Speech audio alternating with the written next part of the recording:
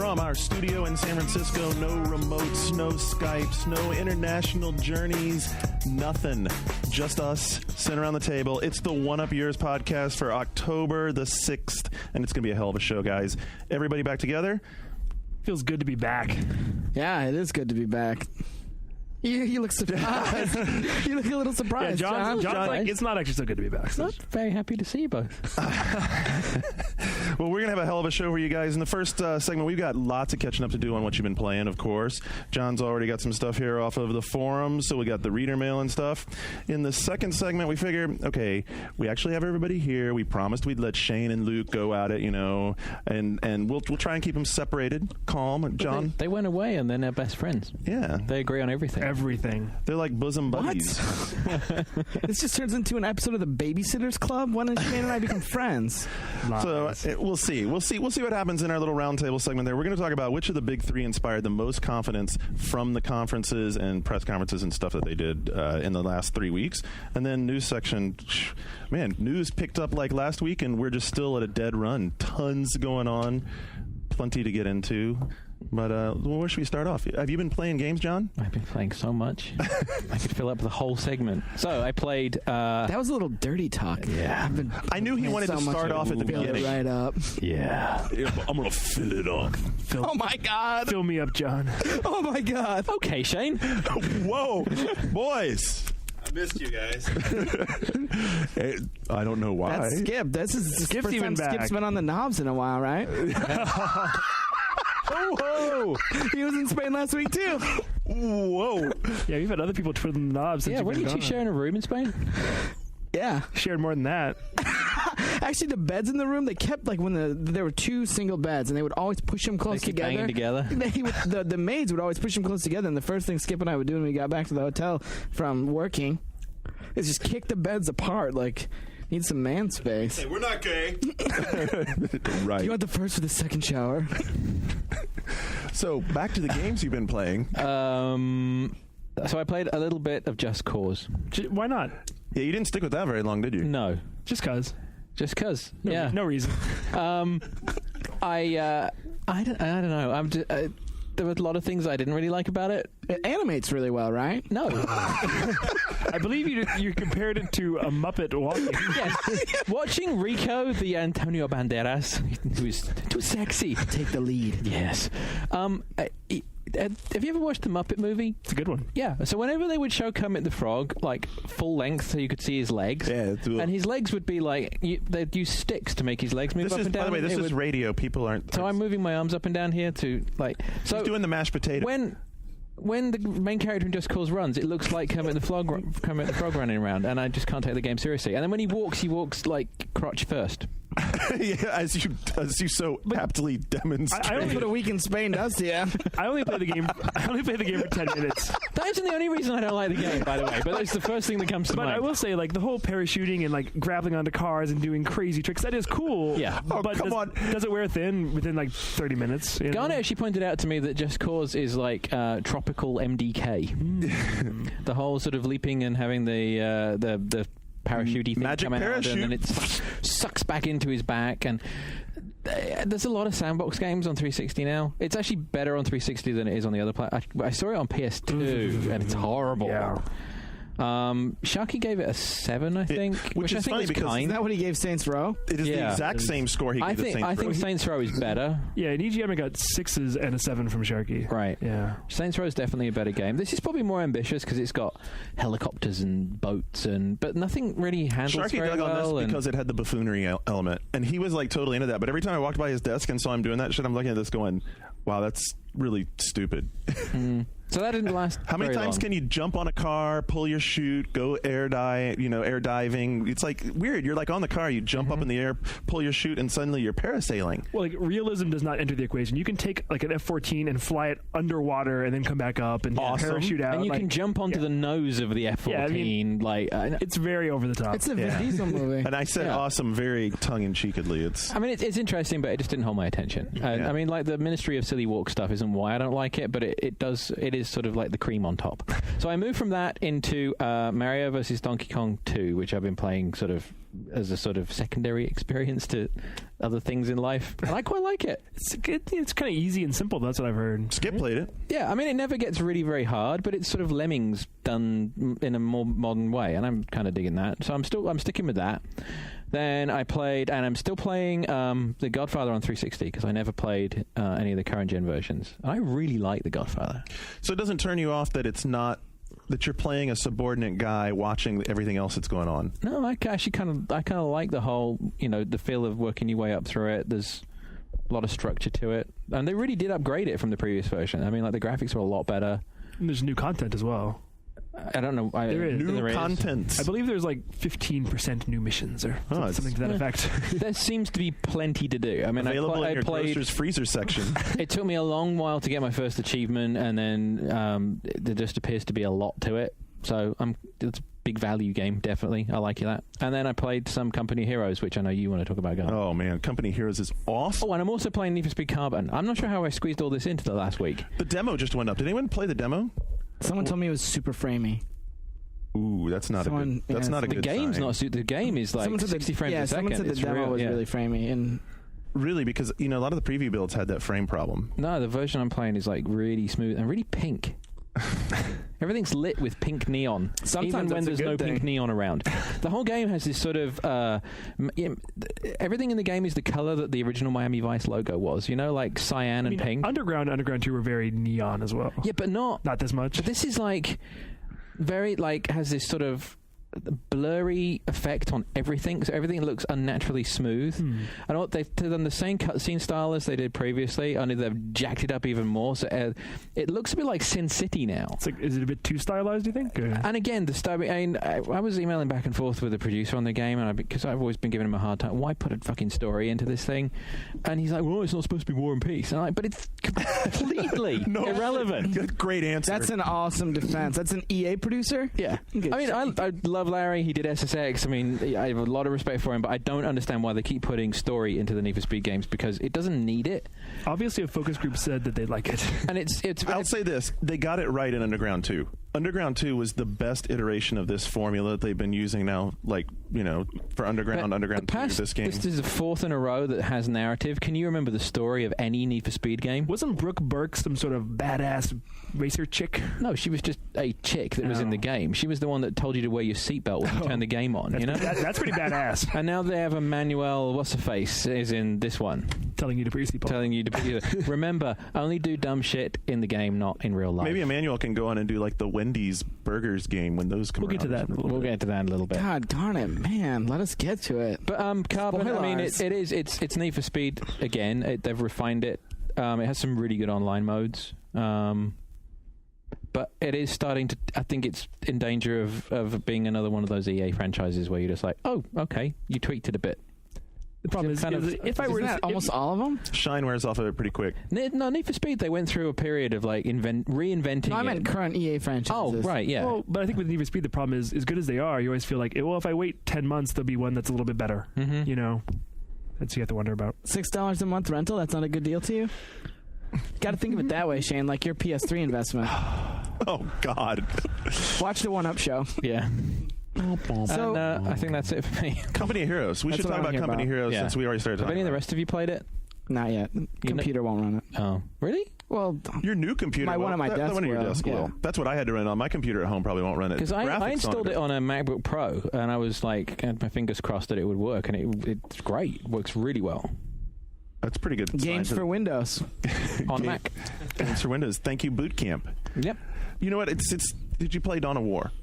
No. Because it is the same engine as Dawn of War. I think the thing that makes Company Heroes work so well is it makes sense when it's World War II stuff because all of a sudden you recognize everything. You don't see like what a guy with a 50 caliber machine gun can do when you're talking about Warhammer weapons. Unless you've played a whole ton of Warhammer, you're not going to immediately have that identification with, hey, I know this guy with a 50 caliber, he can hold down this corner. That makes a big difference, I think. That's part of it. And then it feels like, did you play Brothers in Arms? Yeah. It feels like Brothers in Arms because they pulled that whole cover scene, that whole cover identification system in. So you look down, you see green, it's cool, I got good cover. You see yellow, I got partial cover. You see red, I'm out in the open. I've not really thought about any of that stuff. All I've thought about is the fact that it's a real-time strategy game, first one I've played in years where I actually feel like it moves the needle a bit. It's definitely a big step forward, and because I had not played Dawn of War, and I'd heard that was kind of what this game is based on, but the fact that everything is balanced really nicely, like, so you can't send a guy with a rifle after a tank and just erode it down. It's never going to happen. And the pathfinding is really good. The guys, for the first RTS game I've played in forever, where you send a guy from here to over there and he'll actually find his way with cover. Is this the one with the correct scale for units? Yes. I saw a demo of this and I was amazed because no RTS ever has correct scale. So there's for the units. correct scale, and also the way that units fit into other units, so that there can be a bunch of soldiers in the back of an armored transporter, and they go over a mine, and the truck will tip over, and the guys will fall out, and some of them will die, and some of them will get up and drag themselves away and get to cover. Yeah. And you're watching this thing, and you're just that's the kind of realism that the genre needed for a long time. Exactly. No one's been trying to do it. And when I loaded it up and it went straight into a D-Day thing, I'm like, oh god, another one. Right. But then when you move into that second, and it's just like, wow, this is unbelievable. It's the pacing that makes the game work, because it never slows down for a second. I'm wondering how, so we've only played the first couple of missions. I'm wondering how you're going to be able to keep up with, it's the same problem I had with Dawn and War. As you got very near the end, you're trying to manage so much at once, between keeping your base, holding your resource collection points, the command spots that collect your resources, and managing battles on 2 and 3 fronts at once. It gets really tough.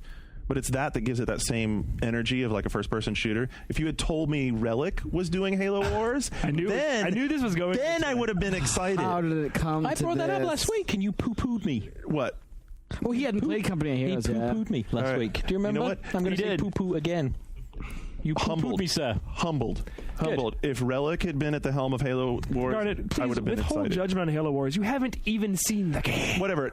We all I'm saw a saying very is, nice for all cutscene the that made people, Luke tingle. for all the people who got It did. pissed at me for saying that, the whole reason you fronted Ensemble is to draw on their reputation, and their reputation is totally built on It age. doesn't mean they're a one-trick pony. It doesn't mean that, but if you're gonna front based off of what their reputation is, that's their reputation. What I think a big part of the Ensemble deal was, and we've all talked about it internally without writing about it for a long time, because we sort of uncovered that it was going to be Ensemble doing it. Right. But the big thing that I think happened after talking with Microsoft with Halo Wars was that Ensemble came up with a control scheme that works. Right. That was what they took to Xbox. I mean, I think that's the big thing that Bungie's taking away from this, is that the Ensemble control scheme is going to be they're hoping that their IP Halo is going to be which first changed the way console FPS was played, is now going to change the way console RTS was played. Wasn't the Lord of the Rings control scheme the one that works for consoles? No. It was when we first played it, but after further wore review, Not so much. Look, nothing would make me happier than for Ensemble to prove me completely wrong. I think it'll be good. All right. I think it'll be okay. I love that guy. Which one? The lead guy on Ensemble. What's his name? Bruce Shelley? Yeah. You know what? I don't know if Bruce will have that much to do with it. He actually works remote for them. Whether he does or he doesn't, I love the guy. I watched him. really cool. I watched him fall asleep on a GDC panel once. It was fantastic. That's impressive. We should have him on the show. Bruce, are you working on Halo Wars? One up But yours. he's great. He's like old school game developer, and just he's just a bright dude. He's not trying to be a rock star developer or anything. He's just awesome. Well, Yeah, I mean, I've met with him several times. I've actually really enjoyed talking to him. So Shane playing you what? Yeah, the other day I spent a few hours playing a Wii game here at our office, actually. Ooh. Dragon Ball Z. But And there goes the excitement of the audience. it was cool having There's the energy leaving the room. It was cool having the Wii here and having a few hours to actually play with it and learn the controls. And I can't talk about it because we're actually reviewing it, but it was fun just to have it here and play it. It's Budokai something, right? Budokai Tenkaichi 2-7 something. I don't know. Okay, there's one every 3 months, so there'll be another one come along before the machines. But it was actually playing a Wii game here at the office kind of like, oh yeah, this is about to really happen. Like we're on the cusp of all these new systems. But beyond that, I've been playing tons of RPGs again. Tales of the Abyss, I'm reviewing that. Dot Hack GU, reviewing that. Final Fantasy 3 for DS, reviewing that. Is that good? Yeah, it's very old school though. I warn everyone, but they've reworked it, right? Well, they reworked it, but not they reworked the visuals and But not the gameplay. No, the gameplay is straight up 8-bit. So because of that, it's very difficult. You have to level. It seems very cruel at first. I mean, you will die in the first hour probably unless you level up. and there's not very many save points. So if you're coming in expecting like an easygoing modern you just experience, said two things that guarantees I'm never going to play it. yeah. So I do warn people, like, you kind of have to be ready for an old school experience. Do you live in 1994 still with your RPGs? No. Final Fantasy 3 is the game for you. This game came out in like 1988 Jesus. or something. I don't think I was allowed to play games then. Kicks you to the title screen a lot. But it's a very nice remake beyond the difficulty. Why are you not talking about the Budokai? Because actually, we're going to have a preview going up on Monday. So we can? So you can say a little bit about it. I mean, Well, okay. It's let's talk about Wii controls, Right, because so- I played Madden earlier in the week. All right, there are two kinds of Wii games. The kinds of Wii games where you pick it up and it's incredibly simple. Like at TGS, we got to play Super Swing Golf, Tecmo's golf game, and then Scooter and Tom Byron and I were all there. And they didn't want to play it because they're like afraid of Wii because they're OPM guys. And I played it first, and it was so Frightens me. It was so simple to play that like I figured it out instantly and we was having fun. And they saw how much fun I was having, so they came up and started playing, and we were all having a great time because it's so easy to play. And we're like, wow, Wii's so easy to play. But then you go play like Zelda or Dragon Ball, and you're suddenly using every button on the nunchuck and the Wiimote, and you're like, this is completely difficult. Intuitive, total. Right, but then when you actually like spend several hours playing the game, by the end of it, you're doing all these moves and it makes complete sense to you, but there is that learning curve.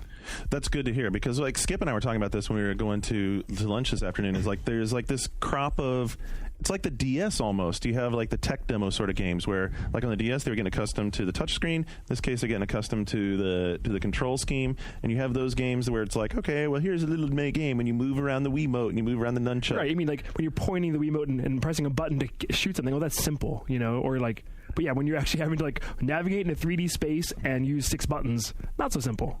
But Have 6 buttons. Yeah, there's a plus and a minus button. You have to use a D-pad. I had no idea games were going to use the plus and minus button. The games use the plus and minus button. Doesn't that defeat the whole object? If it's on there, you press it. Serious. Someone doesn't get it. Well, exactly. Said it before. Some games require more buttons. He's going to go on his peripheral rant in a minute. No, I'm not. I don't need to say it. You said it for me. Thanks. Okay. What have you been playing, Luke? Actually, one of my favorite moments Luke from hates Barcelona was before Skip and I even left. Remember when we were at the airport and I pull out this plastic bag, like a Ziploc bag, full of Game Boy and DS games. Well, and that's not where I thought that was going. And Skip was going through these, and I had brought like Drill Dozer, a couple copies of Advance Wars. Can I borrow Drill Dozer? Yeah, absolutely. And he was like, "Wow, you like games." You don't like games. That's exactly. Garner just choked on his beer. Like, I had like Yoshi's Island, and I had all this great stuff to play, and I actually spent almost the whole trip playing just one game. Holy shit! Whoa. One game the whole time.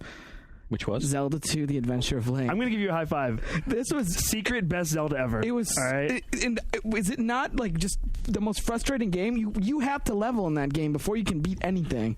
Like I got through. Wait! It's a role playing game where you have to level. No, but the thing is, like, you don't expect to because it's just and I don't remember playing it, but I'm way worse at that game now than when I was a kid. You should play the Japanese version one time because how you have the 3 levels of life, attack, and magic. Yeah. In the Japanese version, when you die, it takes whatever your lowest level is. So say if you have like a 4 in attack, a 2 in life, and 1 in magic, if you die and continue, the lowest one, they all become that. So they all go back down to 1. So they made it much easier for America, actually. Can you imagine what you would have heard come out of my mouth, Skip? No, but so I played a ton of Zelda 2: The Adventures of Link, and then a little bit of Phoenix Wright, actually. Went back to the Encyclopedia Brown game. It's fun. Yeah, I made a couple breakthroughs. It's really, and the writing is really good in Phoenix Wright. That's my favorite thing about it. The translation's excellent. The music, I think, is my favorite thing about it. I would really like someone to just make an Encyclopedia Brown game. Yeah. Well, we'll never unlock the mystery of what sort of games Luke's going to like next. Someone was complaining about that on a message board, that they feel like I'm really inconsistent and there's no way for them to predict what I like. And I was like, that's kind of good. I was like, that's kind of how I want it to be. I don't want you to be able to go, Luke will really like this game. No, fuck you. Agree total. Yeah. Absolutely. We can't predict it.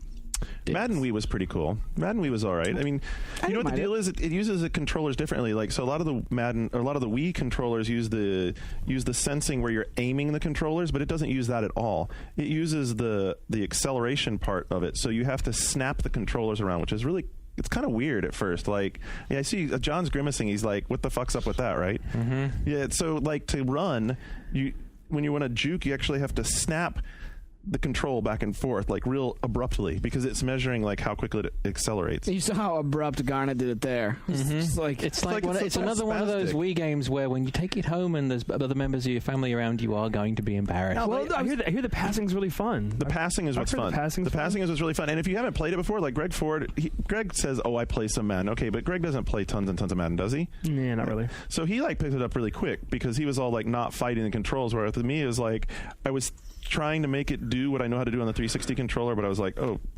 What do I press? So I got to press this trigger and move this control. Once you get past that, I think it'll be fun. Someone is going to get their lights punched out playing that game, though, because all of the showboat moves, like when you're running in for a touchdown unprotected, you all do them with the controllers. Like you swing the controller over your head, or you make like crazy. Is there like a victory dance thing you do too? Yeah, I heard yeah, about like- that. Is that what happens there? So can you imagine? So there's no online play. You can play with up to 4 guys. Can you imagine like in a heated game, especially been sitting around drinking, and someone like scores a game-winning touchdown. He's running off for the touchdown. He starts showing off with the Wii controllers. Like the next thing he knows, big fist comes flying into his face. I think that image is funnier in Garnet's head than it is in everyone else's. It's gonna be awesome. I wanted to talk about when John said it was embarrassing. It's going to be embarrassing when you're playing the Wii because Rich Wickham from Games for Windows over at Microsoft and I talked about just that before dinner at XO6. We were talking about we were all sitting around bullshitting about the Wii, and they were talking about how they really wanted a lightsaber game, and I said, but can you imagine like when your wife walks in the door? We're very sorry about the noise in the background. That's Shane Stealth opening a beer. Sorry. When your wife walks in and your wife comes home from work and you're standing there in like your boxers in a t-shirt, waving your arms around, and it like being silly. yeah, No, you're not. That's when your getting wife laid. is like turned on. Yeah, Like, no. let's play some Cooking Mama. That's when you're not getting laid. So you were talking about like a bunch of drunk guys in a room together, and they're Right. whatever they're going to end up throwing the joypad, the whatever you I call just it, think at someone's each gonna other. punch him. Right, but there's going to be sort of wrestling and whatever. It's all going to be a bit dodgy. But I'm about to say you're heading this down a very blue no, course. but you're talking about But when you're there on your own, I think you're going to be very mindful of the fact that you're just sort of doing something. You're just going to like, God, I hope no one walks in while I'm doing this. Oh, you Brits are so uptight. No one's going to be self-conscious about it. They're just playing some Yes, games. they are. I think a year from now we're going to be saying, the biggest problem with the Wii is I wish you didn't have to wave your fucking arms around. Did you see the new free throw shooting thing for? Oh, can we stop it? Did you see the new free throw shooting thing for PS3 version of NBA 2K? I don't understand it. It's I saw a screenshot of it. I saw a thing like understand IGN did a video comparison. You actually take the 6-axis controller and make like a free throw motion to shoot it. Like, are you? Oh, I so don't are want you to do that. fucking kidding me? See, now I had this argument might with someone work. else already. The 6-axis is so different from the Wii. The Wii you're holding in 2 hands like this. I don't want to try and hold a controller I've held before and then try and do those kind of motions. Like Lair worked. Lair worked because you were like holding the reins, which made sense while you But were like, I holding the think the controller. 6-axis dodging worked in Genji, and that was a game where like I didn't expect to be using it. And Okay. and when it actually was like using it, I was like, wow, that actually works. I was stunned. So that's what we've been playing, huh? Why do we have a bottle opener that talks? because it's awesome. It's Ziv Davis, and the silent ones are more expensive. Johnny, This is free. This is promotional shit right here. At least it doesn't make that fucking coin ding. Where is that? We need that back. There it goes. Free coin dinging. we just plugged Corona's bottle opener, so So that's it. Everyone's been playing a lot of shit. but For a I think change. we're gonna once the thing's out. I think the embarrassment factor is something that is going to come up a lot. I'm interested to see how that works out because And it's we'll not all just be playing because it in I'm the a Brit and I'm office. uptight. and like I think the PS3 controller, you're also going to be slightly embarrassed because you're going to be doing weird things. So I think embarrassment might become the norm.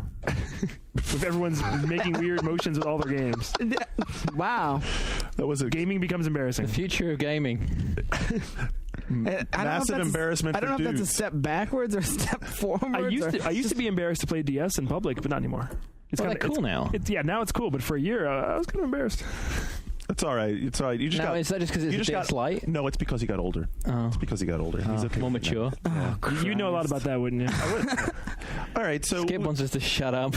we've been away for a while, John. I see you pulled some stuff from the message boards, guys. If you're on the message boards, we couldn't possibly touch everything you guys have talked about, but we do read them. We do look at it. We are commenting, but John has we are some banning stuff. people. We are banning. I kind of want to give some shout outs to people that brought stuff up because they're all things that we want to talk about later. So Chang3 made some comments about Mark Rain's stuff from GDC London. Which you know we're going to hit. Which we're going to hit about the PS3 and Gears of War. One of yours, podcast fan, Mark Rain. Yes. A Master Ninja wants us to talk about the Burger King games, which we will talk about later. What else? Xbox Fanboy and Master Killer. I want to give them both a shout out because they both posted at different times of day. But this is proof that being a bit provocative with your subject line on the message board will get you more attention. Master Killer posted a thing about reducing texture file sizes by 70%. And Xbox Fanboy posted it with something derogatory about Blu-ray and got all the attention. But there's a thing... Do you want to talk about this now or do you want to talk about it in the news, Luke? We can talk about it Let's now. talk about it now. So there's a company called Allegorithmic. That's algorithmic in this language. It was at GDC London, so I'm going to say it in English. The fuck is this English thing?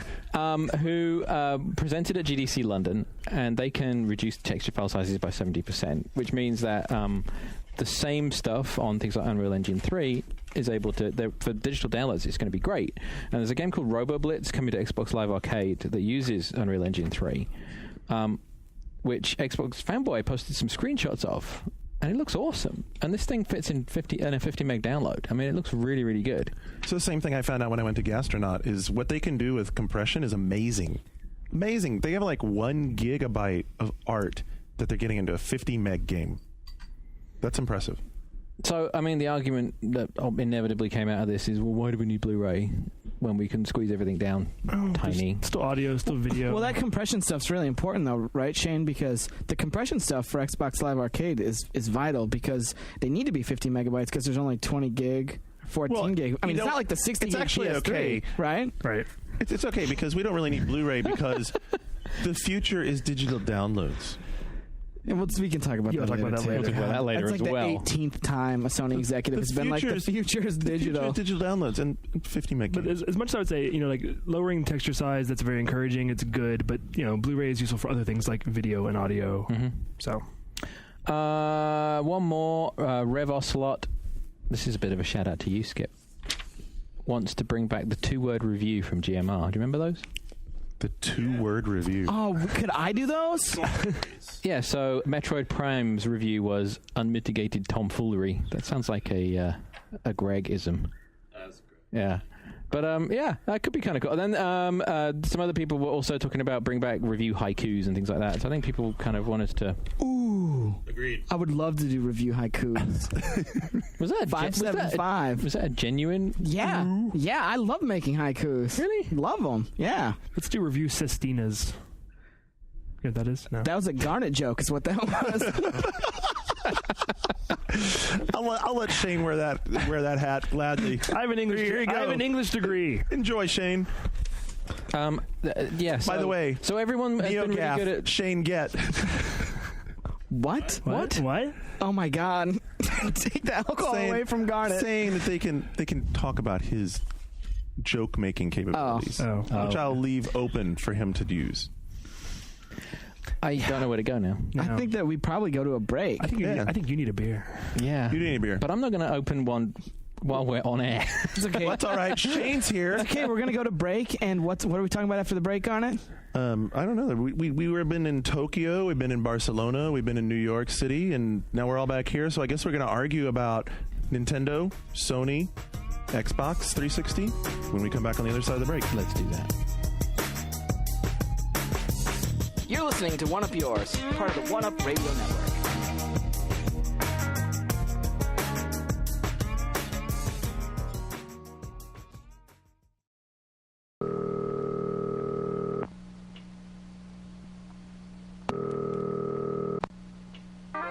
Hello, and welcome to the One Up Radio Network. If you know the name of the podcast you'd like to hear, press 1 now. You have selected Radio PM, starring the editors of the official U.S. PlayStation magazine. To download an episode at radiopm.oneup.com, press 1 now. To listen to a promo, press 2 now. In a world ripped apart by war, only one magazine. Want to know what's new now? Then join Jim Louderback and Patrick Norton as they tackle the latest technology news. They'll keep you informed with their weekly What's New Now podcast. Just go to what'snewnow.com and subscribe, or subscribe through iTunes.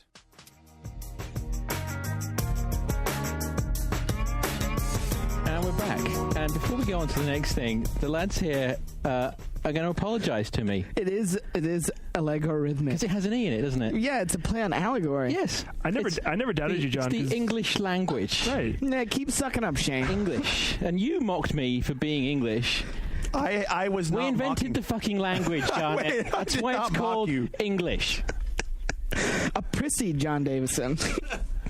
So I guess in Did you actually apologise? None of you did. I did. What are we talking about? you This fucking prats! You better apologize now.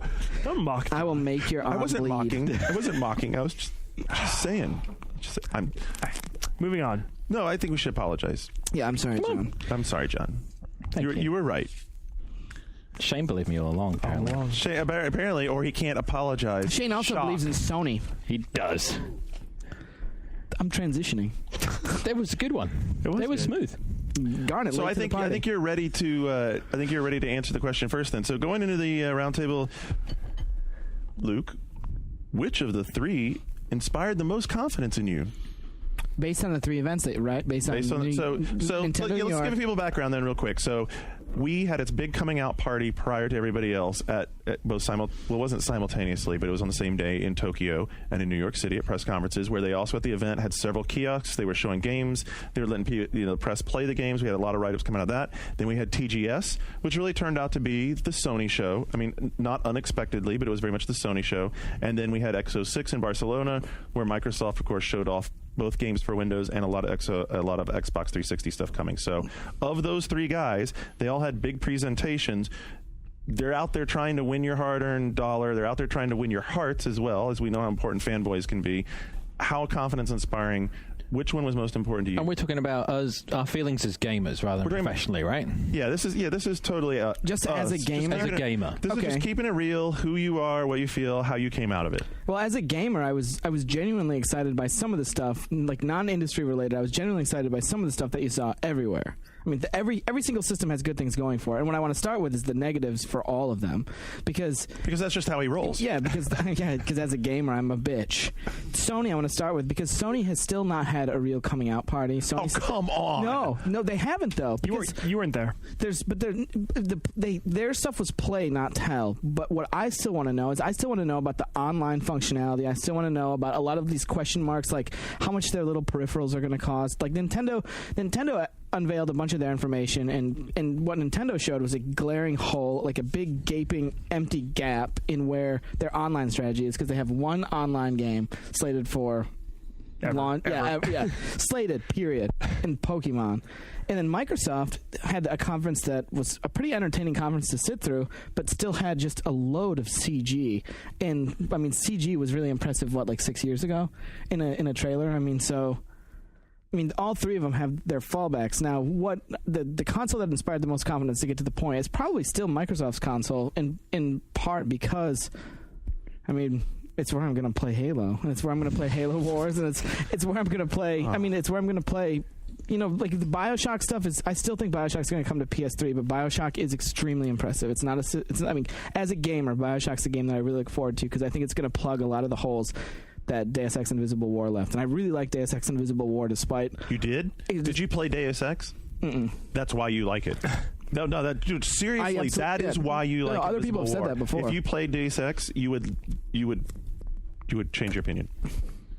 Well, I didn't. So I'll get you a war. I will get you a it's hard to look at because it's hard to look at. Anyway, back on topic. So, no, of the three platform holders, I think that Microsoft instilled the most confidence in me, but that could also be, truthfully, because I've already spent money on their console. Like, I've already invested, so that, like, everything, I mean, I've already spent the big wad of money up front. I don't have to worry about $600 or $250. So is that confidence, or is that you wanting to feel good about your expenditure? Well, I know that eventually I will. I mean, I would have bought an Xbox 360 regardless, and I've said I think I've said many times, either on my blog or on here, that I still bought it too early. I still bought it before there was software that I want to play. I mean, my favorite game on the console is Lego Star Wars 2. Doesn't really speak well for what's out there. Shane, why the hell are you still sitting on the sidelines? Are you biding your time? I'm letting Luke say his piece. Start saying your piece. Come on, this is your chance to give him some I agree with Luke counterpunch. a little. I think that Microsoft had a good showing. I don't think they had a good showing for 2006. I think they still only have one game this fall, and that's Gears of War. And I don't think that one game is enough to fight the excitement of the PS3 and Wii launches for me personally. But I do think they have a really good 2007, and I'm excited about a lot of their titles. And they were smart to make exclusives, even timed exclusives like BioShock and Splinter Cell. Whatever. Well, I'm already bored. But I was disappointed they didn't show Geometry Wars 2, which is something I really wanted to see. They didn't. They showed all the CG.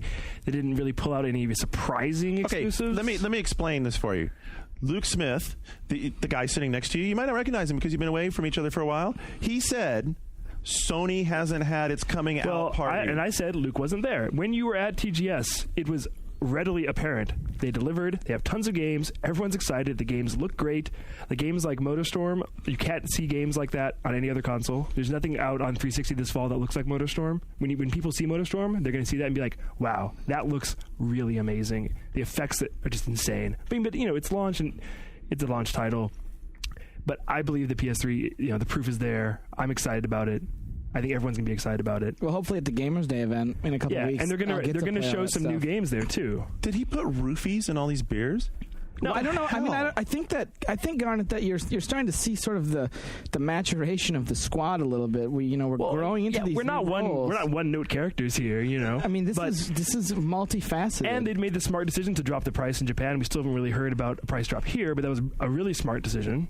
For the 100,000 Japanese people that'll get one this fall, let's keep it in perspective. Well, let's keep it in perspective, but they're going to keep making PS3s. The PS3 is going to be ubiquitous in a year's time. I'm more concerned about Nintendo. I wasn't at that event, but the more I thought about it, the more I realized, the games I'm excited about this year for Wii are largely mini games. I've talked about this on the One Up Show, and I'm excited about these party games, but I do really wish there were more real meaty games coming in the next 6 months. I mean, Zelda's great, but I still don't know if that version is actually better than the GameCube version in terms of control. Before we leave Luke, I want to ask you. So, what about the 360's presentation at X06 left you confident? What about it? Was it Gears? Was it the mystical promise of Halo 3 next year?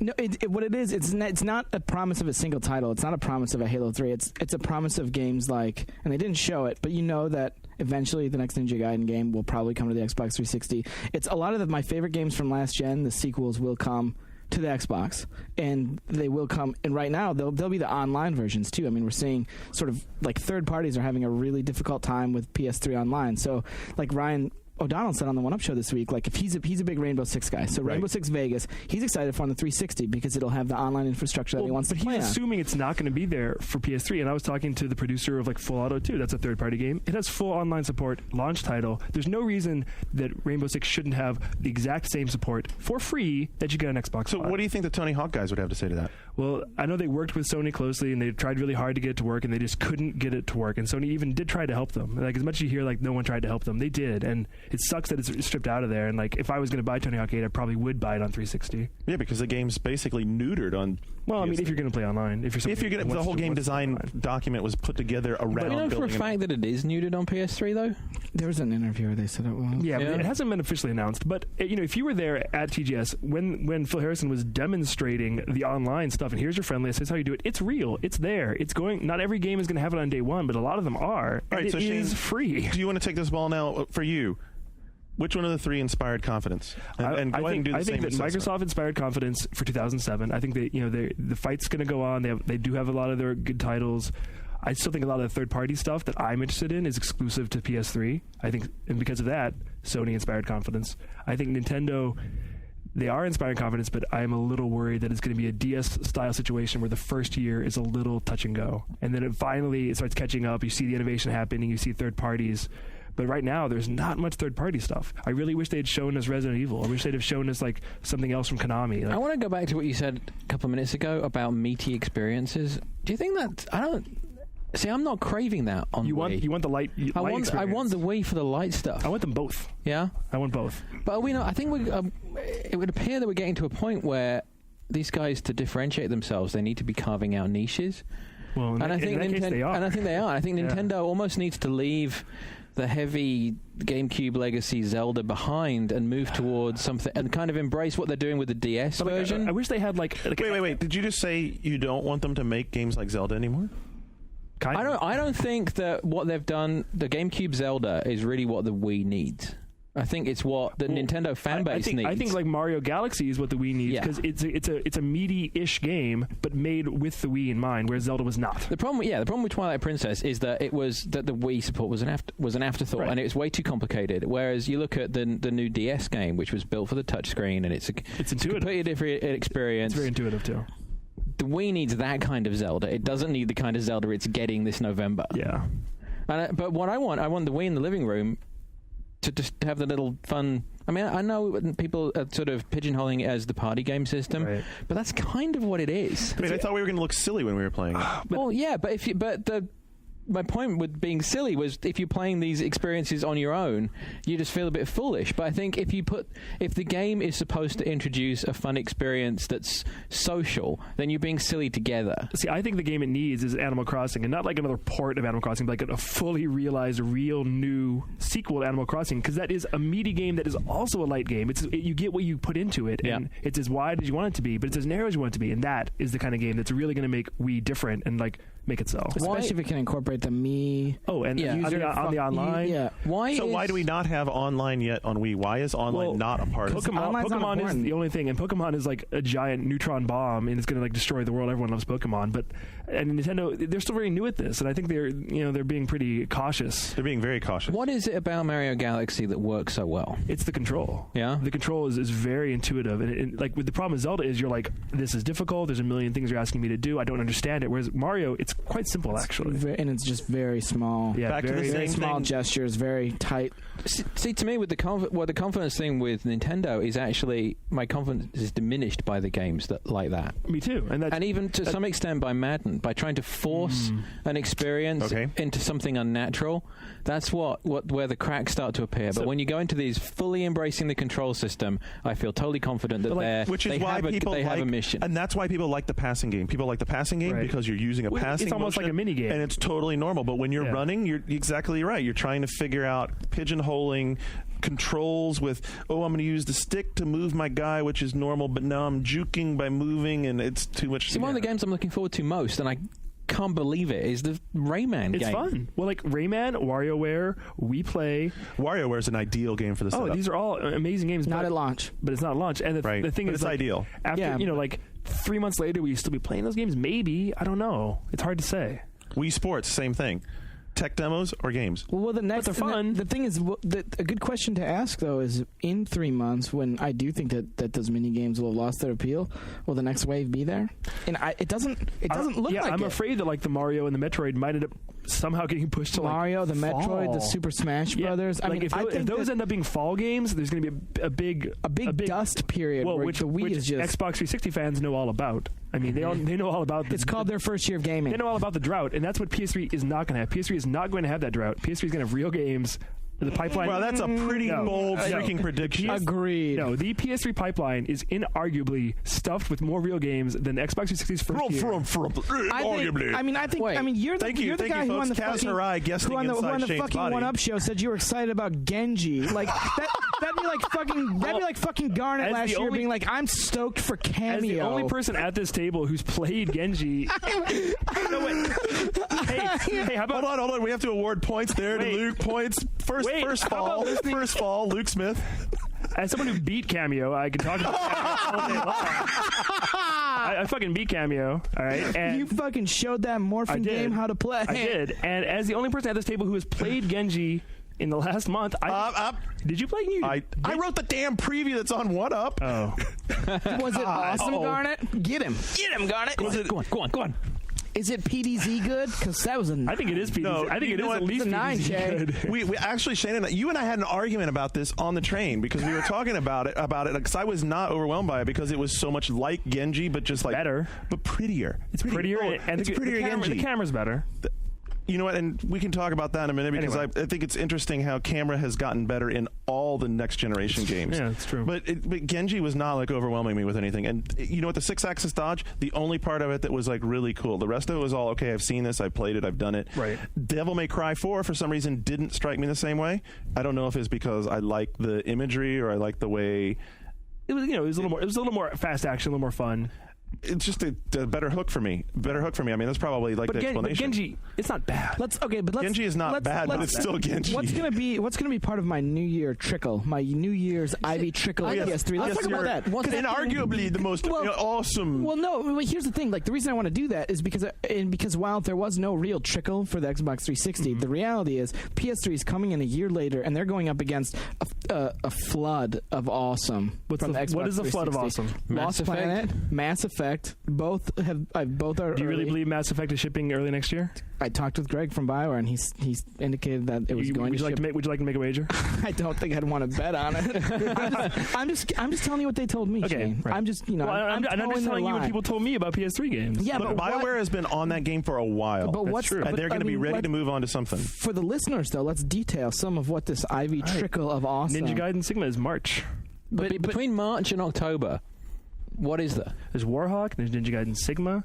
There's I'm on point here. I have to go look at a list. There are a lot of games for spring. I didn't get prepared with. No, but I mean, like with ammo you here. mentioned. No, this is on the attack. This is actually just let people know what's coming. Like I'm not trying to. Other big name games in that period. Devil May Cry is supposed to be spring. Because what we got with the 360 wasn't. I mean, it was dry, but what we ended up happening was reasonably regular releases that the entire community pounced on. And they were all third party as well. So Devil May Cry is like Dead Rising. And that's another thing that I want to talk about. I'm going to write about it further is third-party support and the way that these companies all look at third-party support. Like the way Sony looks at third-party versus the way Microsoft looks at third-party. Sony is more like seems to be treating third-party more like a Nintendo is, where Sony has there's been different developers who have said, it's difficult working with Sony because they don't want our game to compete with their first-party game. And since Microsoft has no first-party games, right? I mean, they don't. Their idea they're coming. Their first-party stuff's coming, but their idea is like, okay, well, we'll treat all of our third parties like their first party. I think the difference is there are a lot of important Japanese third-party exclusives for PS3, whereas there aren't a lot of important American or English-developed exclusives for PS3 because they're also on 360. But those games that were cited as important to 360 this year, like Oblivion and Graw, those are games that in the future, or Fight Night, in the future, will be releasing simultaneously on the two consoles, and therefore do not become valuable ammunition for Xbox 360 as exclusives. I think that's a future that is going to come to more potential, like more PS3 exclusives right now than people are willing to talk about. Yeah. And let's face it, exclusives are only going to happen if the first party either throws tons of cash. I think timed exclusives are the future, and timed exclusives kind of suck because who wants to wait 3 months to play the game? It's going to be cash or installed base, and to be honest, right? I mean, Microsoft is winning the install base. Well, for right the time now, being. And wait a minute, and right now I ask because Sony has yet to prove that they can produce enough cells to maintain production. If they can do that, wait a minute. Irrespective of that, the games industry is all about people making money, and the PS2 is going away faster than everyone thought. I think because the support isn't there. It is bailout. So people are looking for. I just spend millions making this game. Where am I going to make my money back? Didn't I read you an OPM saying the PS2 wasn't in bailout? Yeah, but after TGS, I think everyone knows that where was the PS2 support? It's done. The PS2 should be. There's 100 million of the fucking things. So what's the chances that after we see the way this thing pans out, why people are bailing out? People come back to PS2. Right, but you know why people are bailing out? It's because Sony have bailed out. Sony have bailed out. They kept saying, we're going to keep supporting the PS2. We're going to keep supporting. There's no marketing support. There's no game. Name a game coming from Sony this fourth quarter. There's a new SOCOM. And God of War.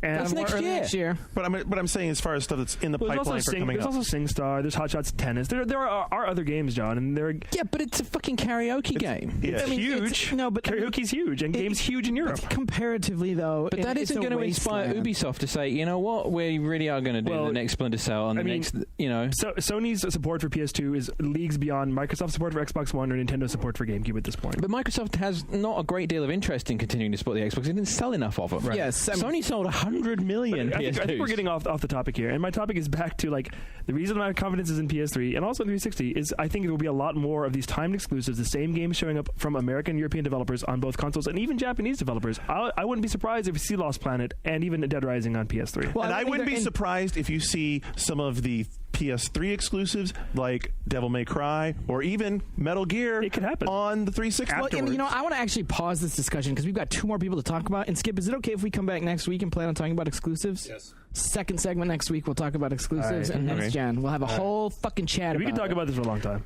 Yeah. All right, so I'll grab it next if you don't mind. That way you want to go last. You can anchor this.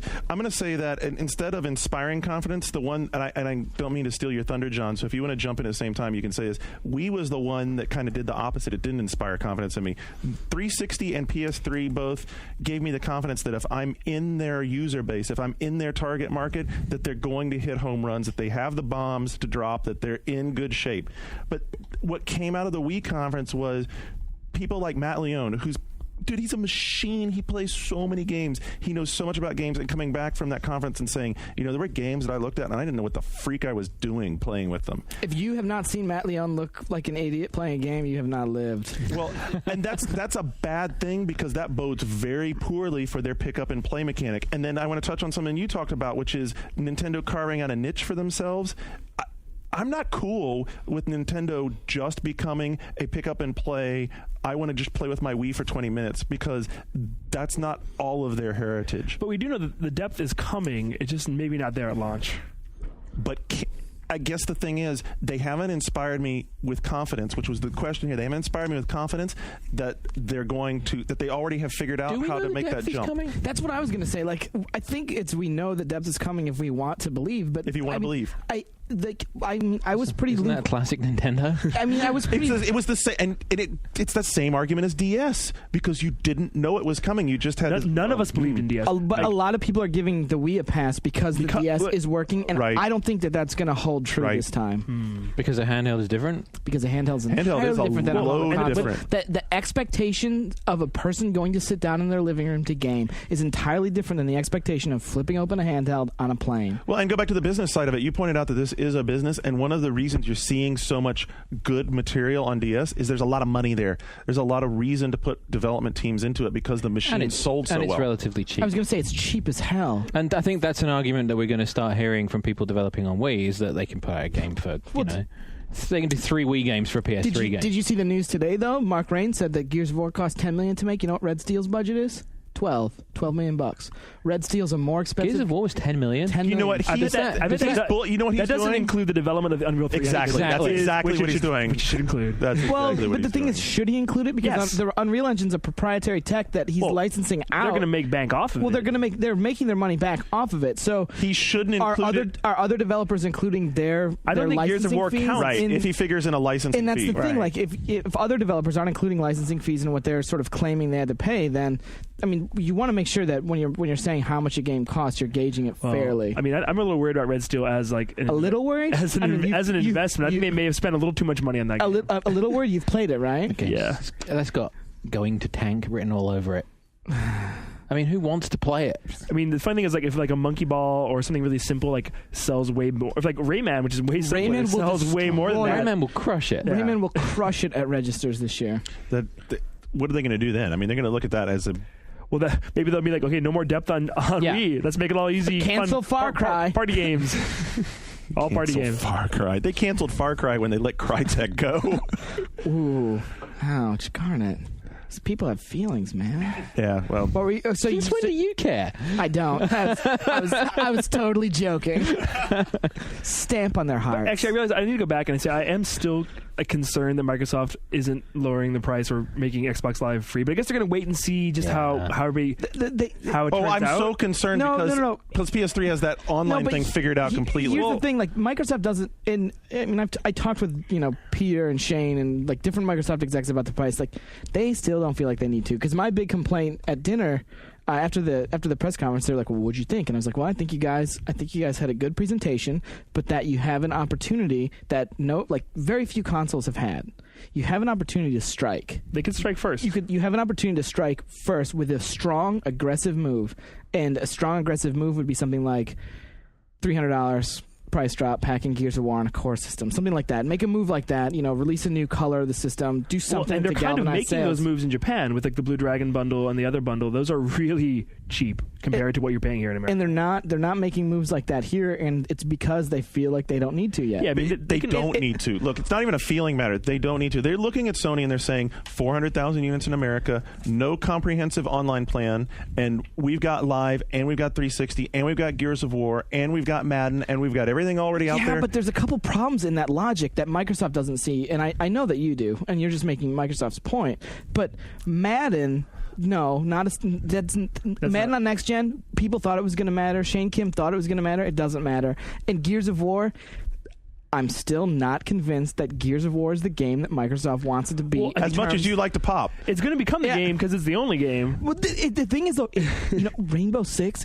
I think Rainbow Six is probably going to sell better than. No, Gears. I think Gears of War has more appeal. I really think because I would never buy Rainbow Six, whereas I'm going to buy Gears of War. That's the difference.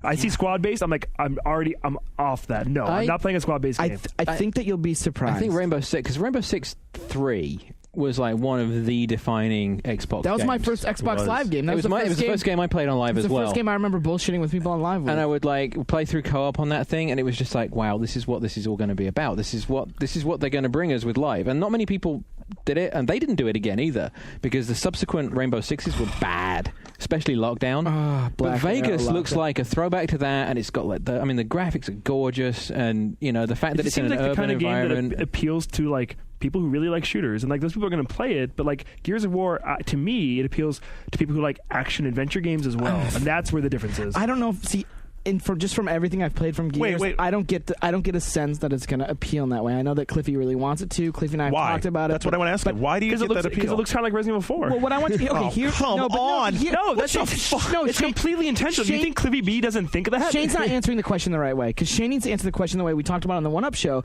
Describe some of the stuff that Cliffy's talked to you about in the past with like the button sensitive, like button events, like mash A, all these different things that you've talked about. Explain that for people, because that'll substantiate your Resident Evil 4 argument better. Kind of like these quick time events, kind of like RE4. Like the way you move through the game is a little. It's not like a regular shooter at all. There's like you hold down A and. Yeah, it's so different. The videos and the demos that they've actually been public with so far actually misrepresent the game. I think so. Well, that's what we're hoping. Well, the only thing that they've really been pushing is that first level, and they expanded on that a little bit with the busting out of prison. But that scene where you're going through the cover and it goes to the helicopter coming down and the big crab beast thing coming through the. We've seen that a lot. And you'll probably fight that at some point. I mean, they've said they're not showing the boss battles. But that's, to a lot of people, that is Gears of War. It's that for somewhere between 10 and 12 hours based on the stuff on the Gears of War 12 to 14 according to Mark on a bus. But I think they're okay not showing their whole hand, because the way the Xbox 360 market has gone, it's like an event-based release schedule where one game comes out every few months, and this is the biggest game of the year. Yep. You're going to buy it. Everyone's excited about it. There's going to be people that don't like this kind of game buy it. I far prefer the Shane. Shane, I don't play shooters. I play occasional shooters, but I definitely play action adventure games. I definitely play Resident Evil 4. I far prefer that they actually don't show that stuff, because I would rather play the game, have the experience. It's one of those things I hate about reviews, like when I'm reading a review and they start running just all kinds of spoiler I love smack. to be surprised. Yeah, I'd much rather have the experience. It's like walking in the theater and having the experience of the movie, or reading a book and having the experience of the book. Well, with Gears, like I said in one of the previews that I've written for 1UP, like I'm optimistic that there's going to be more than just what we've seen. But in all fairness, I haven't seen it yet. So, I mean, to say... And in all fairness, Epic's track record in this sort of game... single-player mode? In single-player mode, Sketch. Exactly. Unreal 2, not so good. Well, that wasn't their game. Oh, that wasn't their game. That was Relic or something? Someone who did do that? Do you remember? Someone on the forums will know exactly. They worked in conjunction with the developers. They did do Unreal, and Unreal was interesting, but it wasn't full of like twists. Unreal was still very heavily into let's show off what we can do with a 3D card. So did we get through you? The lights just went off. That was awesome. So we got through. I think we kind of got through. You hate Wii. You hate Wii, all right? No, I don't hate Wii. I want. It didn't inspire confidence seeing people struggle with stuff, because that leads me to the same concern, which is that you have to get past that, just like DS did. I have been defending, as much as I looked like an asshole and an idiot playing Zelda D3, couldn't figure out how to do anything. It's because in the real game, it will hold your hand and teach you how to play the game. And when you buy a Wii game, it's not like you walk up to a demo and are confused. There's a manual and it'll teach you how to play, and that's the difference. If we're willing to let the game teach us how to play it. And I think that's what. And I will throw out there, since you asked me about my thing, I will throw out there things like MotorStorm. Oh my God, that game! You love racing Motorstorm. games. I don't even. I looked No. at that game several times, and I was like, I don't even give a shit about this game. And I played it, and I was like, so amazed that it's fluid, it controls well, and I swear to God, it looks like you're flying in a helicopter behind real Like dune buggies. Motorstorm looks retarded. It looks stupidly good. It's unbelievable. And I've said it's like tangible difference. It's like effects. It's like weird effects. It is a tangible difference. It's these effects, and like I don't know what they're called, but they're using them, and no other game is using them. It It's looks got crazy. dirt shit flying all It over the looks place. nuts. It's Motorstorm, it's Colin sick. McRae for the next gen. No, but you know what? It's Hearing perfect people launch. talk about Motorstorm reminds me of the difference between what used to be the difference between home and arcade games, where Yeah. you go to a new, when you'd see that, when you'd wait and you'd hear Sega had a new machine, and it would That just be. reminded me. Okay, March 2007, Virtua Fighter 5. That's it. There you go. That's See, a March but- game. Okay, and so that's a March game, That's a and March the game. big reason you're excited about it is because It's the greatest fighting game ever made. Whoa! No questions asked. If you disagree, you're wrong. and the stick. I right? disagree. I mean, And like, the stick? that's the thing that I You're wanted wrong. to get to was that Shane on the One Up show this week. Hopefully, it makes it in. He said that the PS3 was essentially like a $40,000 arcade cabinet In your house. Oh my in your God. house. We keep referencing this thing on the. We actually. I'm sorry, had, it's now Shane Harai. we had an hour-long argument that we filmed for the One Up show, which I'm assuming only about 15 minutes will actually make into the show, where we talked about a lot of this stuff. Well, and you and Shane really got into it. And We I did. don't want to dig up graves now, but it was good. I mean, I discovered that Shane's concept of money is slightly different from mine. Yeah, He apparently has none. I don't really believe in money. and that's not no money. That's no concept of money. Just to clarify, John, you've obviously never seen my game collection. I've heard stories of it. So, John, let's figure out where's your concept coming from for you. Which one gave you confidence? I think Microsoft made me feel good about owning a 360. I think that's point. something that they did really well, and whether they deliver on the promise or not, I think they came out strong enough that if you own one, you feel pretty good about having bought one whenever you bought it this year. And I think, hopefully, I mean, if Mass Effect does make it into first quarter, that's next year's Oblivion. Absolutely. I have a question that just sort of spawned in my head right now, because you said this sort of the same thing I did, that because we already own them, and it might be a good thing to ruminate on is how would we feel if we didn't own one and the playing field was totally level like the vast majority of consumers. And I was just thinking about that now, and if I didn't own one, I think if you couldn't get a PS3, a 360 is a very valid alternative. There's enough games now with like Gears of War and It's Dead Rising. way more valid than the difference between PS2 and X. If like previous generation, when we were sort of at this point, well, there wasn't really an equivalent last point, but fall. yeah, if you didn't have a system, like PS2 was a no-brainer, and Xbox was very specialized. Yeah, there are a few good games out there now. You could have fun this Christmas with your Xbox 360 and not feel bad about yourself. pretty easily. Yeah. Not feel bad about yourself. That's bullshit. You could have fun with your PS3 and not feel bad about yourself. Are you telling me that Gears of War is not a more sophisticated game than Oblivion? Garnet meant Xbox 360 kids. What'd I say? You said PS3. Are you telling Gears me? of War is not coming to the Xbox 360. No, that's what. or Let me the finish the PS3. point. Let me finish the point. No, I meant what I said, which is that. Yeah, I think are Gears you of War is telling very me exciting. that you would not rather have a if you had neither, you would not Right. rather have a 360 and Gears than a PS3 and Motorstorm? I would if I was me and I didn't already have a 360 and I was buying one system this fall. Meta. I would buy a PS3. But if I couldn't get a PS3 , I would buy a 360 You would skip Gears a of War. mature second generation game for a quick eye candy blast through the canyons and watch some dust. And I'd also buy Resistance and some other games. This is a weird debate. this Like is you're a weird asking me, debate. Garnet you're made asking me my my question opinion. weird. Yeah, you made it weird, but You made it no, awkward. I think 360 is very valid this fall. I think you downplay. So how- nice. I think it's very valid. He's unstoppable today, isn't he? He's in the zone. I think you downplay how satisfying owning a 360 has been this year, because I agree. Well, I own one, and I wasn't Right. entirely satisfied but this year. for me, I mean, I don't get a chance to play a lot at home, but aside from Guitar Hero, pretty much everything I've played at home for the last 6 months has been on 360. Well, see, I play a lot of like Japanese RPGs Right. and stuff, so it's very different. I mean, like I'm coming from a different. But I think I'm my home gaming is pretty. I think is like a lot of older gamers, which the 360 tends to be, and I do go through games sequentially. I don't tend to, I played Oblivion for a long time, and then I played Test Drive for a bunch, and I played Dead Rising for a bit, but I do them one at a time, and I've had plenty. I have some games that I've not played on 360 that I want to.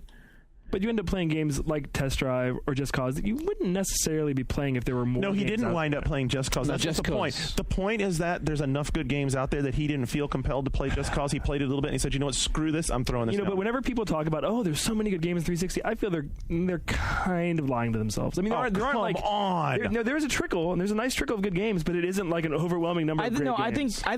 I actually think that Shane's right in that there, in what John said earlier, there's sort of a steady of single titles that have been spread out over the course of the 360's lifespan that are worth playing. And when people tell me, worth renting, when people say, "Oh, Gears of War is enough," I'm like, "No, it's not." But it isn't. We're not It's talking about great. Gears of I War. love There's it. an entire library that has been built up for 360. And that's how you have to think about it. Is like there's an entire library of like pretty okay stuff. And so at more this than point, pretty like, okay. There's some damn good games.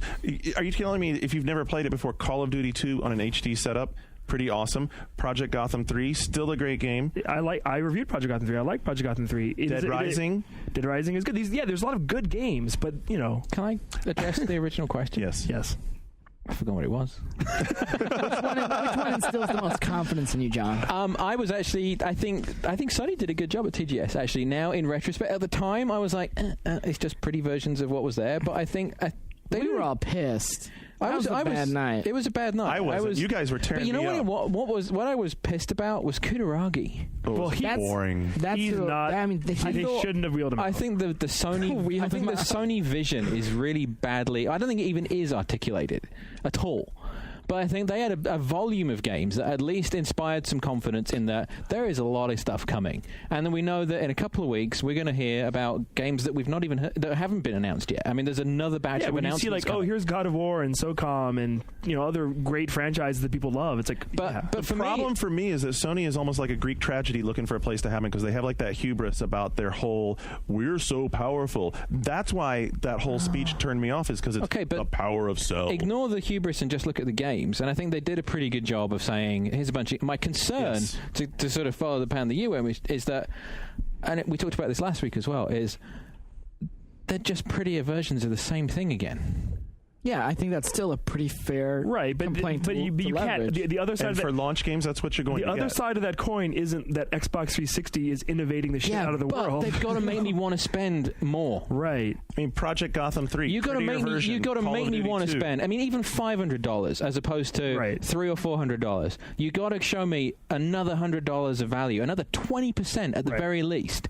And they haven't done that yet because just prettier right now isn't enough. Right. But that's why, for me, like the end of the line for this whole 360 versus PS3 debate, and I like them both, I own them both, is that PS3 has Sony first party plus Japan third party plus American third party, whereas 360 largely has Microsoft first party plus American third party. Mm-hmm. And there's like the numbers game, more games on PS3 that I want to play than on 360. I want to have them both because there's going to be good games on both of them. Right. But in terms of sheer numbers, it comes down to that for me. I still think that you're going to see, and we'll talk about it next week, I still think that you're going to see Japan third party broaden because the pull of the Western audience need to sell and games gamers in the like West. you and gamers like you I think who own 360s. I think we will, but it isn't going to be fast, and it isn't going to be like everything. Here's the thing, I don't think it needs to be fast because the PS3 from a production standpoint is going to be a slow start. That was the point that I wanted to point out. That was what I was wearing. Well, and then there's the whole idea of we could like fuck up Japan. If we takes off Japan like gangbusters, who knows what's going to happen there? If we take off like gangbusters in Japan and cock blocks it very the well PS3, may. It very well may. Sony has a big problem. That's the big, and we've talked about this before, but I think Sony might be making a big misstep by avoiding the battle on its home turf, which is their power base. They stand to lose everything. And PSP and DS in Japan is a nightmare. What are those numbers from today? Oh, you don't even talk about those. 624,000 DSs to 18,000 PSPs. Yeah, that's amazing. The new Media Create numbers. Amazing. I actually saw a store in Akihabara that had DSs for 298. Oh, I saw used American DSs. I'm sorry, what is it? It's not 298. It's 29,800. Whatever. But basically $300. A used original American DS in Japan costs more than a new DS Lite there because you can't buy DS Lite. So we started the conversation as gamers and finished it as industry analysts. Of course, Apparently, of course. yeah. Shock and awe. Is that what this degraded into? I'm sorry. So We all love games, right? What are we talking about next? next we'll be doing news. God knows where the hell that'll go, Oh, right? Christ. I think in the interim, though, we ought to see if we can get some lights turned on in here. That's a good idea. So we could see what we're talking about. We'll take care of that, and we'll be back in a moment with the news.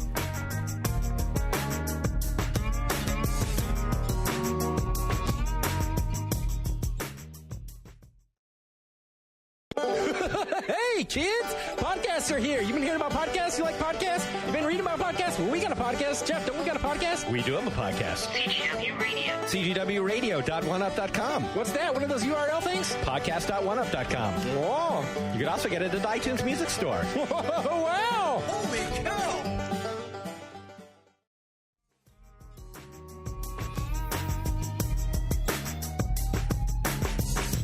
You're listening to One Up Yours on the One Up Radio Network. And the big show rolls on. We're back with the final segment for some news. We have Luke and everyone else ready to go. Plenty to talk about. Take it away, my man. I'm kind of retaking it. You've been doing it, right, John? I have. He's done an awesome job. Several weeks, yeah. You're welcome to it. You've had enough. You don't like it down here in the, No, I the do. low end I of the did. I totem pole. enjoyed doing the news, but Well, the first thing I want to talk about is that a long time ago, Sony said that next gen doesn't start until they say it does. At GDC London, did they say it started yet? I don't think it has yet, but Mark, Sony's not actually declared it started. One Up Yours listener, Mark Rain. It might have started with the PSX, Oh, God. right? Because that had All right, entertainment great, stuff. Garnet. Derailing. Good job. Mark Rain from Epic said that next gen starting when Sony says is bullshit, and that next gen starts when Mark Rain says it starts. Wow. And then he dropped his pants and just jangled his balls in everyone's face. I think his next gen profit starts when his engine ships. Garnet, you chortled. Why? You don't think that Mark Rain's right?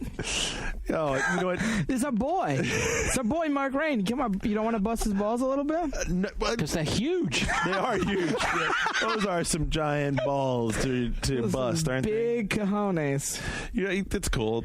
That's the Mark Rain deal. I mean, I'm cool with Mark because he builds a hell of an engine and he supports it really well and he gets people behind it. But next gen starts when we say it starts. You know who what are I playing the love games. most about next gen is that all the companies have started like talking shit at each other. And like last gen, we didn't get any of this. It's awesome now. That is awesome. I like that. Next gen bringing out the 13-year-old middle school girl in you. Well, what I found odd about his comment is that he's poised to make a lot of profit from both Microsoft and Sony, since his engine will be powering games on both sides. So it's win-win. Dude, he is firmly straddling both sides of this fence. His balls are jangling on the edge of some sharp shit, and if he missteps just a little bit, Mark's going to be talking a couple octaves high.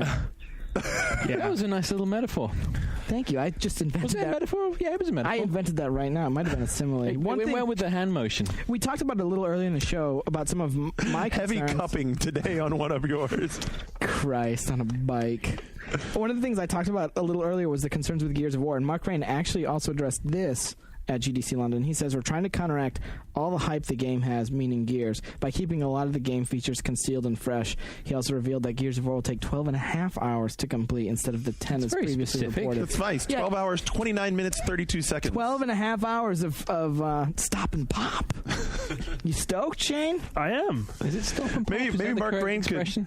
What? Is that the correct? Stop and pop. Stop it. and They've pop? got they've got expressions galore. They've got like stop and pop, drop in, drop out, co-op. Gears of War has different taglines for all its different features, are like a series of movies. It's like the Cliffy Vogue YouTube thing.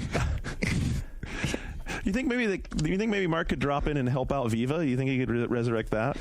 I don't think Add Viva's- chainsaws to it. Add chainsaws to it, right? Yeah. if you were chainsawing fur, that would tax the Xbox 360 so much. I don't think you could handle it. Maybe the PS3 could. Maybe. Maybe. Speaking of the PS3 and Sony, Kaz Hirai.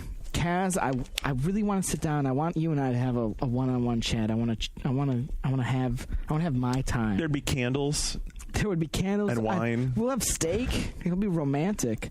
But Kaz Harai said that Rumble Garnet was cut from the 6-axis controller, which one up reported on a while ago, was cut because of cost. Very expensive. It'd be too expensive. Oh, come on, James Christ. Come on. This is the funniest fucking bullshit I've ever heard in my life. Vibration is an expensive feature. I don't know what you brought home for your That's right. wife. Yeah, I don't know if you ever bought a $12 vibrator. Sorry, we couldn't afford that. The Magnum. What vibrator did you buy? The issue is I don't know, what vibrator did you buy? from Mr. Harai. The issue is trying to isolate the vibration feature from the motion sensors. He said. Of course. Is it technically feasible? Absolutely. But the balancing act that you need to do is able to present the controller to the consumer at an affordable price. Oh, because they got that licked. Absolutely. When you think PS3, my first thought, in addition to being next gen rave time, is affordable. Well, What I want is a top dollar product that gives me the best next gen high definition super experience. That, by the way, we cut a couple of corners to save you a couple bucks. Spin that chain. Well, go. I will say the I don't know how you can spin. All I can say is that the 6-axis controller wirelessly, it is cheaper than the wireless Xbox 360 controller by $10. Why does that matter now? But we're going to get to that in just a second. It's cheaper. That's great. By the way, it's like the guy at Best Buy. The look on Shane's face was like the guy at Best Buy. He was, I know. He was like trying to explain 1080p. I'm like, what are you gonna do? I don't know. Maybe it is what it is. Hold on. I Hold wish on. it I have had a Rumble. concept. Okay, wait. Here's a concept. I wish it had Rumble too. I mean, especially in a shooter, I really like when a grenade blows up for it to rumble. I wish it had Rumble. Maybe if you settled with immersion and put the fucking Rumble in the goddamn that's controller. what he meant by cheaper. I'm glad, because if they'd settled with immersion, the PS3 would have cost $800 a piece. Well, and it's funny because immersion in all of this, boy, if they aren't the first group of people to pipe up, and Vic Villegas, from the CEO from Immersion, chimed in right immediately. Like, I almost think that he called Next Gen to be like, you know what? When Sony put that release out about their controller and it didn't have Rumble, we knew how to do it the next day. We figured it out. If Sony just wanted to settle. Yeah, because Rumble tech, super high advanced. It's almost like, you know what it's like? It's like intermittent windshield wipers. Very, very high-tech shit. It's just a spinning weight. That's all it is. Villegas said that Harai is saying that combining Rumble and tilting the controller isn't a technical problem any longer. So I'm glad their engineers figured it out, even though we knew the day after Sony's press conference how to do it.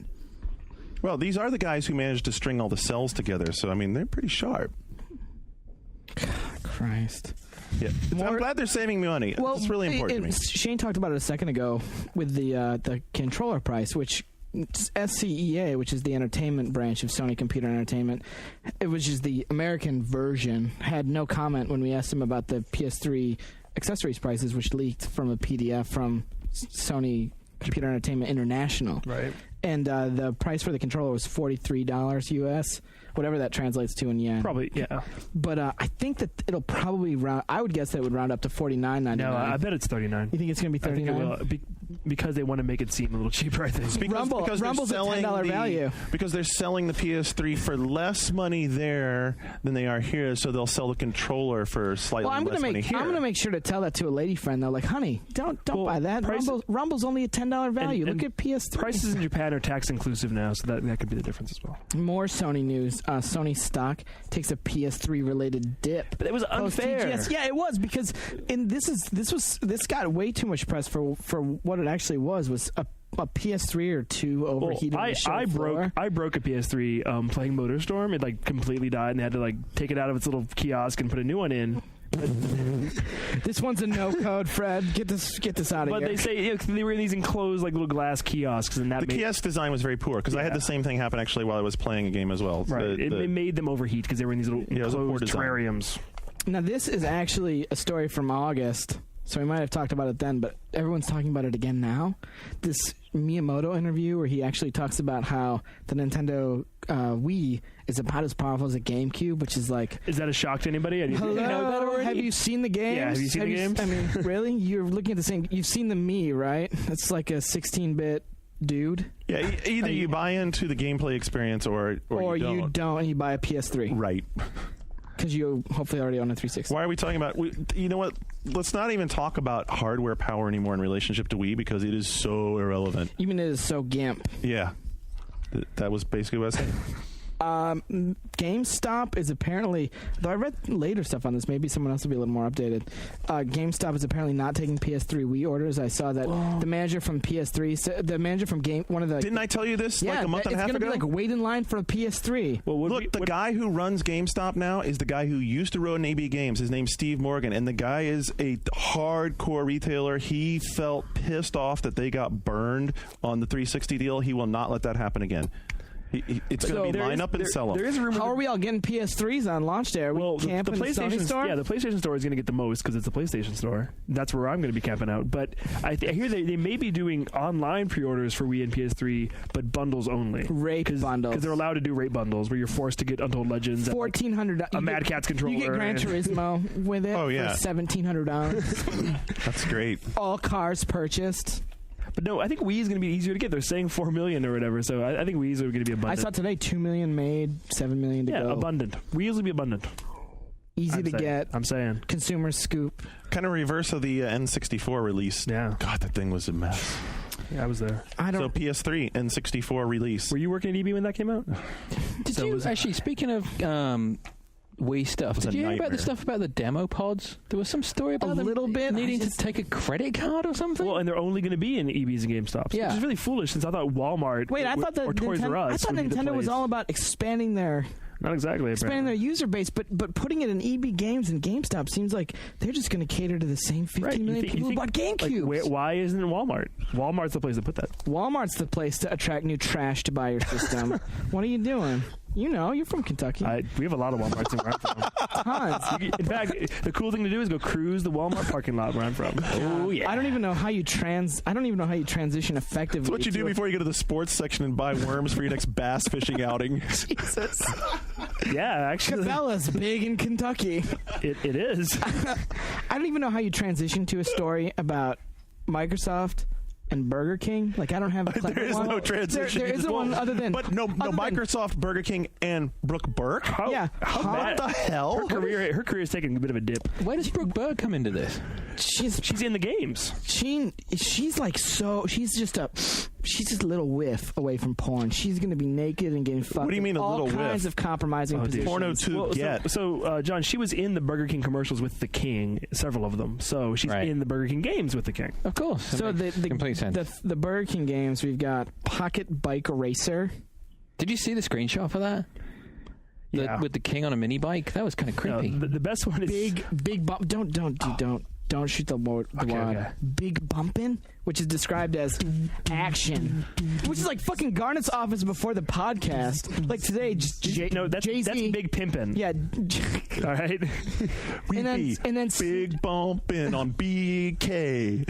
Why didn't you do BLT? That would have been the obvious rep. You honky. Okay, but get to the good one. The last one. To get to the good one. The last one says Sasquatch. Yeah. The last one is Sneak King, which my friend described as a rape time simulator. Oh no!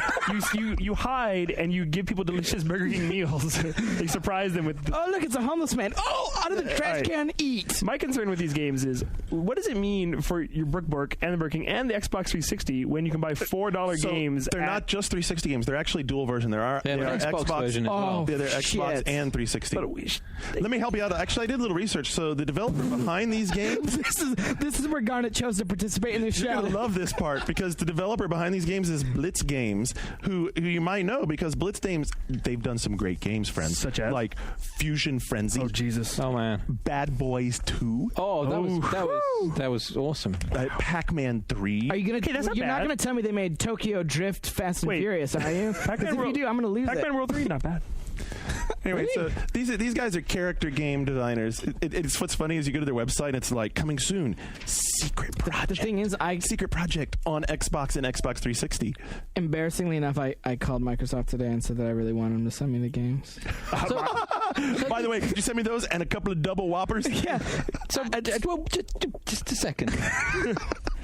Isn't this them just sticking XBLA games on a disc? Yes. Yeah, totally. Yeah, Well, and they're they're which is also still cheaper commercials. than they are on Xbox Live Arcade. Yeah. But you get And you get a fucking snack. then you get a snack with it. It's a dude, win-win. This is the ultimate stoner adventure right here. We're going to Burger King. We're getting games and burgers. Yeah, this is it. This is the future of gaming. Yeah. This is it. My concern is because they're packaged media and they do look like Xbox 360 games. To me, it kind of like makes my Xbox 360 seem kind of tawdry and cheap to have these $4 Burger King games. Dude, I got $10. That's Pocket Bike Racer and a couple of Whoppers. What do you want for lunch? Sneak King with rings. See, Microsoft's like food branding doesn't end here either, because I was in Safeway the other night and I saw waffles with an offer for an Xbox 360 hat. Waffles? I saw other frozen breakfast foods with Xbox 360 branding on it, and you know that horrible, disgusting fruit by the foot shit. You know the rubbery for candy. you, not them. Is it's green and it has Xbox 360 logo stamped all over it. I swear to fucking God, if Master Chief is selling Cheetos in 2007, this romance is over. There's He's gonna actually- lift off his helmet and the food's gonna spill out. The love affair is done, and the breakup has begun. No. Oh my God, I had this picture of Master Chief as a hidden character in Viva Pinata. No, I think odds are good. Luke, Don't even fucking make jokes like that, Garnet. I will quit and I will go flip burger. He won't be in Viva Pinata. He'll be in Banjo-Kazooie. I know you're not a betting man, Luke, but I would wager there will be a Halo breakfast cereal before the end of 2008. I'm done. That's it. Halo-ios. Hey, Eggo waffles with Master Chief's face. You'd eat that. Yeah. No, I don't even like waffles. It's not a good breakfast. You're not even done yet. I see all kinds of stuff down here. So gold farming is a pretty big deal in MMOs. Well, apparently there's going to be a new gamer score farming system. This is retarded. This is beyond retarded. I knew it. He didn't know it. This is this is what happens when inbreds procreate. They come up with services like the gamer score leveling service, where if you're so goddamn lazy that you can't play a game, you could pay $40 for 500 points For meaningless points that get you nothing. Yeah, ever. Meaningless points that get you nothing other You only than get 500. Other than well, they can't do much more than that. Otherwise, it would make sense to actually buy and play the game instead. $40? $40, 500 points. I would have almost 900 points if I did that. Almost. Anybody foolish enough to use the service deserves what they get. Well, they don't get executed, so that's the downside. I don't have a note here, but I do have memories of Skip's blog. That's andrewpf.oneup.com, talking about Madden downloadable content and EA update fuck-ups. There was a Chip Lang or Long, whatever, from EA is talking about EA's sort of penetration into digital distribution and digital downloads, and Skip talks about paying for stadiums. 400 points per stadium, right? Which is exactly what Brian. 300. Do you remember Brian and I arguing about this on the One Up show? Yeah, or ESPN One Up this show. is all stuff that Brian Intihar sort of prophesized, and will away jerseys cost money? Well, all this stuff, and Skip's big point ends up being all this stuff that we're accustomed to getting for free.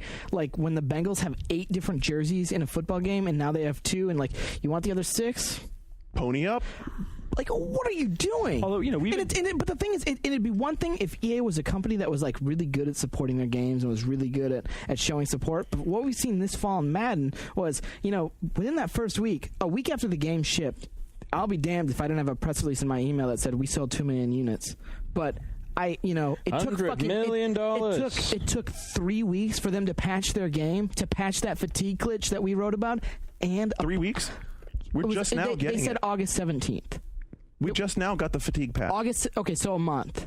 But no, I'm saying, but from August 17th. Over a month, by the way. August 17th was when they said October the 6th. Yeah, but August 17th was when they said it's coming soon. So I'm giving them the benefit of that doubt. But let me finish, because then what happens is when they finally issue the patch, there are reports now of that patch erasing your franchise, erasing your game files, like essentially starting your copy of Madden at ground zero? Really? Okay, so you told me that, and I went to Madden Nation because that's one of the most hardcore communities I know for the game, and I looked around on their forums, and I did not see people complaining about that. I did see them like happy that the fatigue was back in there, although apparently the fatigue is weird. It doesn't do anything until you cross the line of scrimmage, but whatever, however they're handling it, I didn't see anything about that. But this thing about patching 360 games, same problem that Test Drive Unlimited had.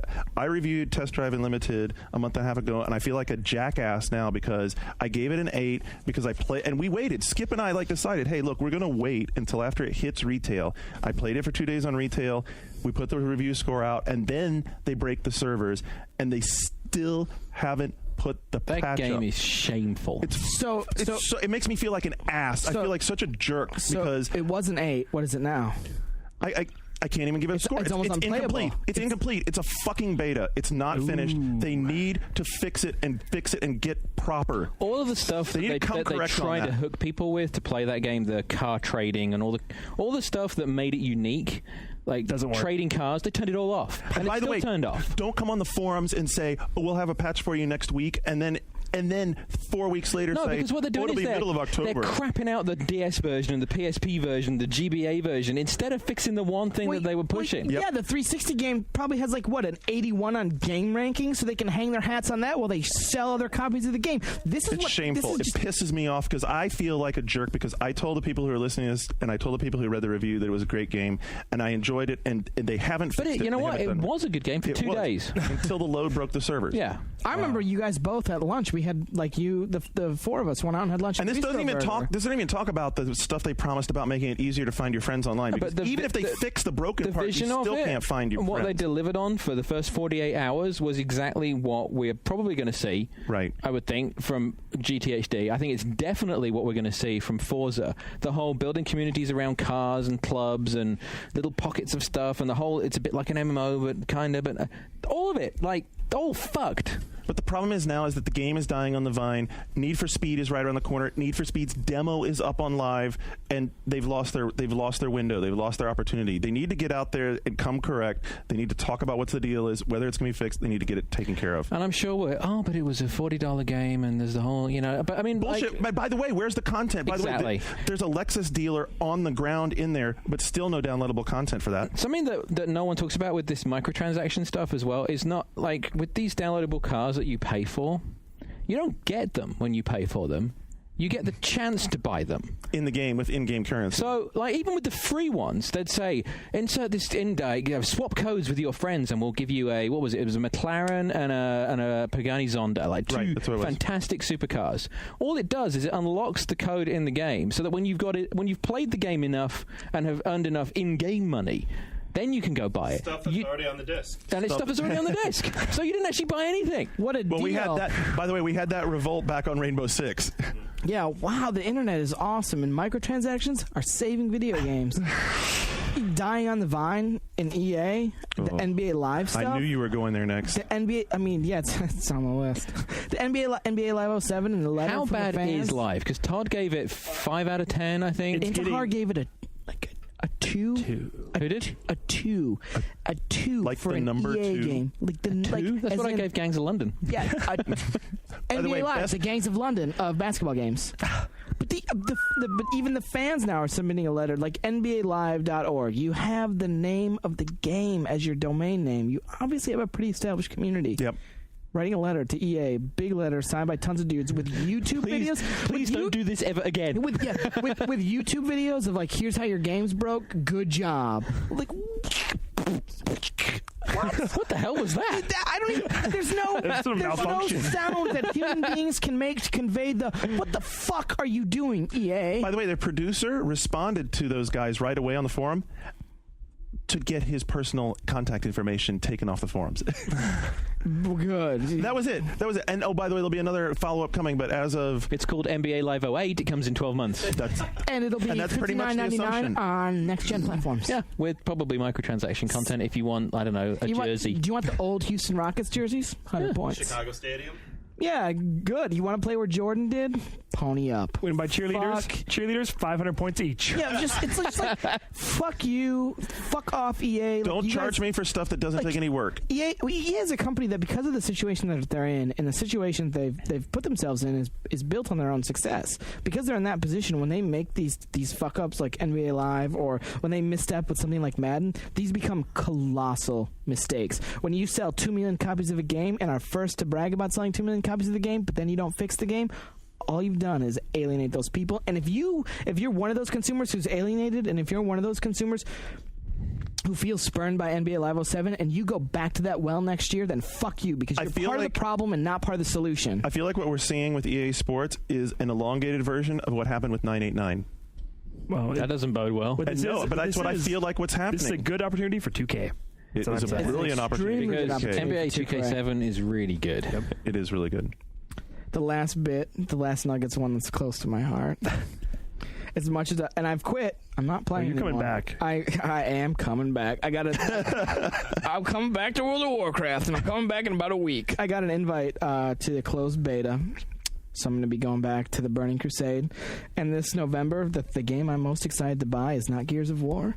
It is the World of Warcraft expansion collector's edition.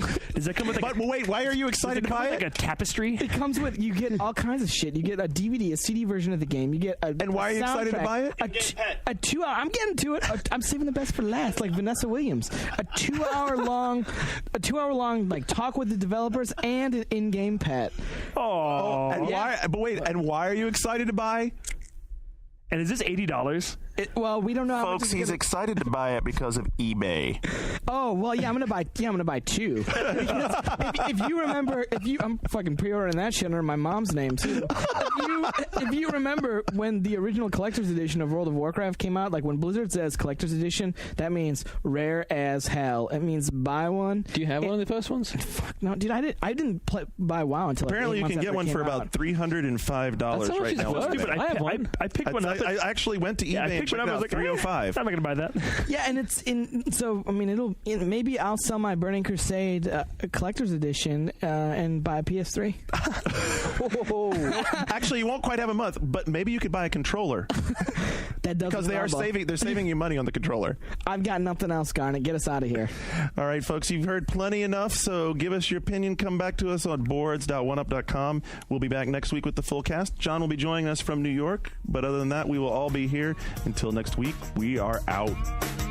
It's the birthday show next week. This has been One Up Yours, a production of the Ziff Davis Game Group and part of the One Up Radio Network. One Up Yours is hosted by Garnet Lee and John Davison, produced by Andrew Pfister and Mike Ganey, and is published every Friday afternoon at podcasts.oneup.com and at the iTunes Music Store. What's up? I'm not in the fucking credits.